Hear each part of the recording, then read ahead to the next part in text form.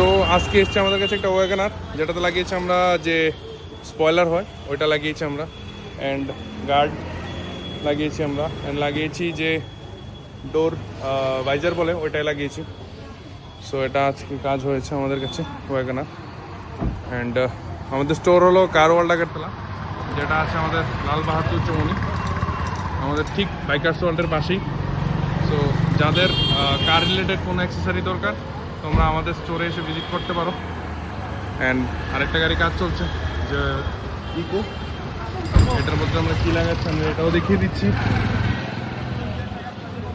তো এটার মধ্যে লাগানো হচ্ছে আমাদের যে অ্যান্ড্রয়েড সিস্টেম, ওইটা লাগাচ্ছি আমরা ইকোর মধ্যে।